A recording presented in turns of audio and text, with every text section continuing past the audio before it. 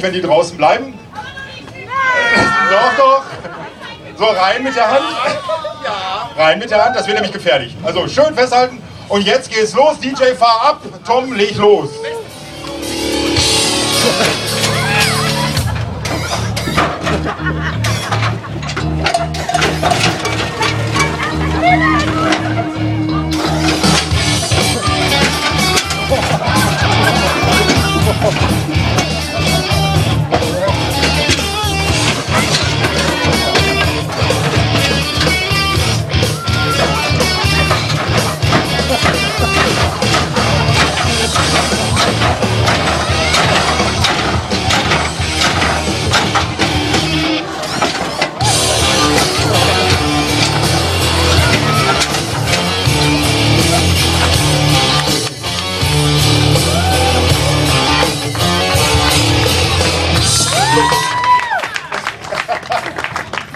Ja, Applaus für unsere Freiwilligen und das war der Ritt ihres Lebens, nämlich.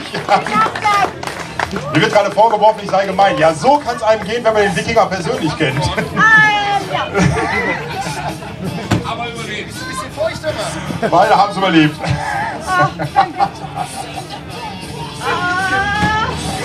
Kommt mal eben rum, ihr zwei. Hat es ja wenigstens ein bisschen Spaß gemacht. Hat es ja ein bisschen Spaß Ja, hat viel Spaß gemacht, auf jeden Fall. Und das haben wir gerechnet. Absolut nicht.